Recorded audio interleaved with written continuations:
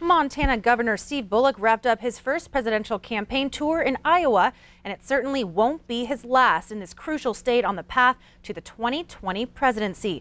MTN chief political reporter Mike Dennison has been in Iowa to cover the governor and gives us a final look at this first leg of Bullock's upstart campaign. Hey, Steve.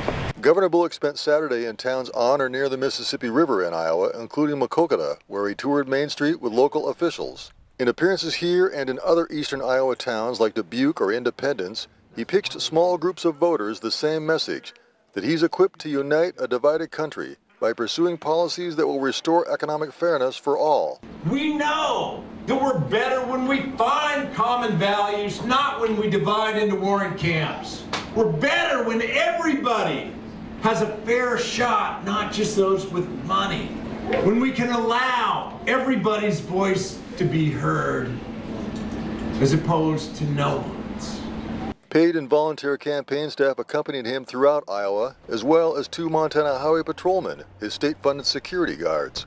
The Montana Republican Party has criticized Bullock for campaigning on the taxpayer's dime, but the governor said he can't tell his security to just stay home or legally reimburse their salaries from the campaign. The state of Montana is paying for it by state law.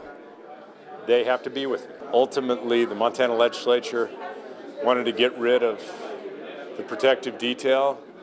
It would make some of my family trips a lot easier, I'll tell you that. Iowa holds the nation's first presidential nominating contest in 2020, the Iowa caucuses next February 3rd. For candidates hoping to stay in the game, they must place well or greatly exceed expectations in the Hawkeye State Caucus.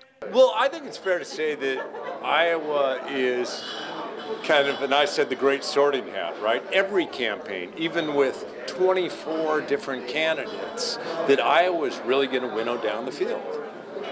And that's the case. It's always been the case. Toward that end, Bullock plans to spend as much as 2/3 of his campaign time here, going from coffee house to chamber halls to Main Street tours, just as he was on Saturday morning in downtown Maquoketa. So what's next for candidate Bullock? He'll be on CNN's State of the Union on Sunday, and certainly more time here in Iowa. But whatever his plans, he no doubt faces a steep road to relevance in this crowded contest.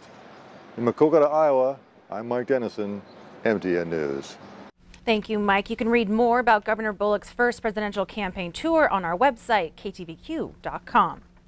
Well, the mastermind of President Obama's 2012 re-election campaign, Jim Messina. Messina's strategies established the modern presidential campaign, something Google's executive chairman Eric Schmidt called the best-run campaign ever, earning the president another term in the White House. And tonight, Yellowstone County Democrats held their annual Truman Dinner, and Jim Messina is going to be one of the keynote speakers. I was able to sit down with Messina earlier today to chat with him about what his message will be at the Democrat dinner. I mean, we have got to come together. We have an open governor's race. We've had the governorship for 16 years. We can't afford to lose it.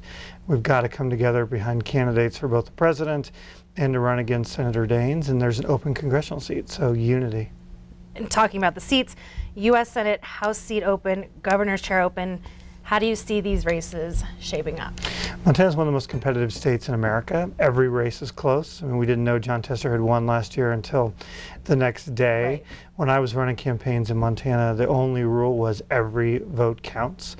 And so I think you're going to have really, really close elections. So you were instrumental in getting Obama elected president.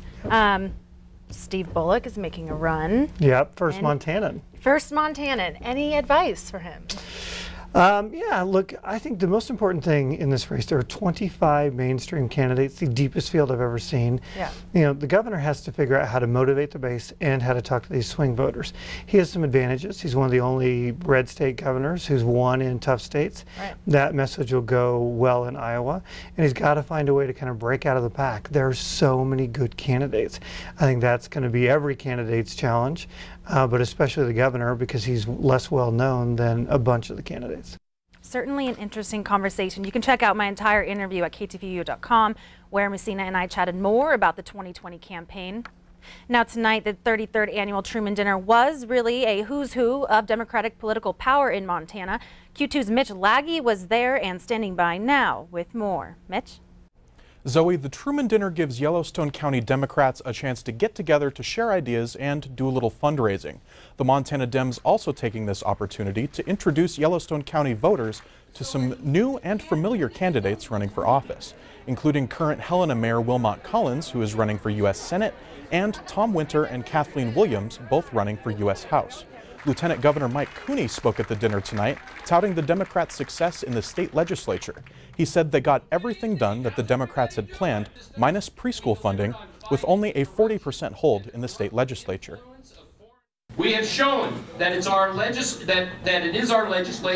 and our legislation that helps improve our economy and create jobs, that gives students the foundational skills they need in life, and that gives access to health care we all deserve.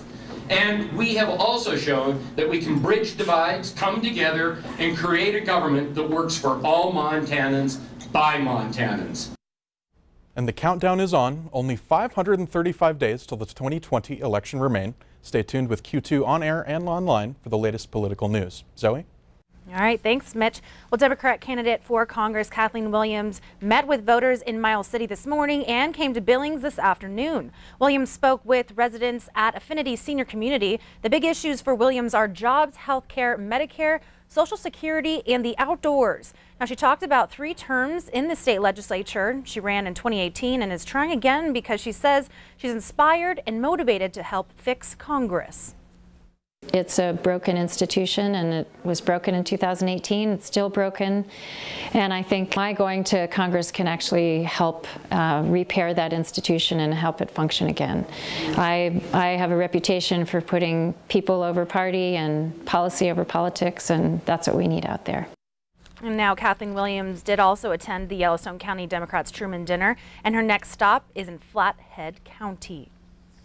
Turning now to weather with Brett McCrummon. Rain, rain, rain, and it's not warm out there. It is not warm out there, and we've got the rain that's switching over to snow. Let's go ahead and take a look at our almanac for today and show you that we saw a daytime high today of 43 degrees. That is well below our normal temp of 68 degrees.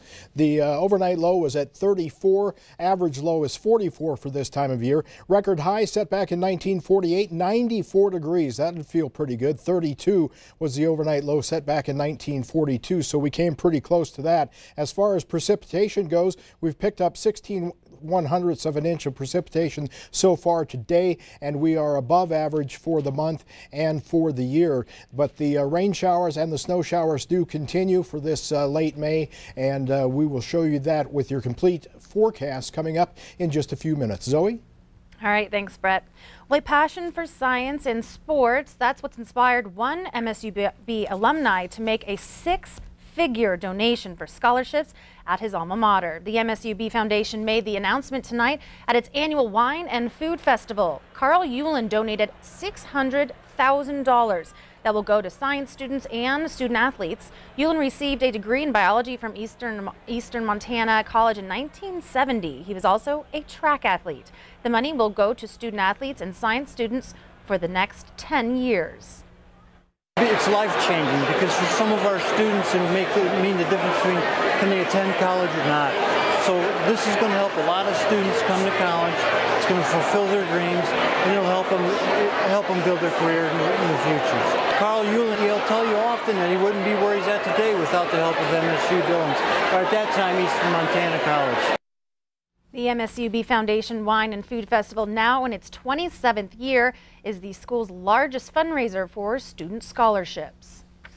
In other local news, we are a week away from Memorial Day weekend. That means it's time to make sure boats are safe and ready for the water. And that's just what the U.S. Coast Guard Auxiliary did today. They held a courtesy boat safety check at Lake Elmo. The inspectors checked motorboats, sailboats, kayaks, canoes, and jet skis. And Fish, Wildlife, and Parks allowed boat owners to run their boats on Lake Elmo after the inspection. And what is it that they were checking for? Well, they were checking navigation lights, fire extinguishers, life jackets, registration, and distress signals. The state law doesn't require that they have a Coast Guard auxiliary vessel exam, but the things we're looking at in our examinations are things that are required by law. The people who do go through these vessel exams have a much lower rate of on-the-water emergencies, injuries, and fatalities. So it is really important. Patrick Coots has some reminders. Don't drink alcohol and drive a boat, and he suggests wearing a life jacket. Stay with us. More to come here on Q2. A new exhibit at the Western Heritage Center in Billings of art teacher and a POW survivor, Ben Steele. In its National Museum Day after the break, check out which museum in Billings participated. Later in sports, it's officially State Track Week. See which Billings stars will go in as favorites after today's divisionals. You're watching MTN News with Zoe Zandora, Storm Tracker weather with Rob Griggs, and sports with Casey Conlon. This is the 10 o'clock news on Q2, Montana's news leader.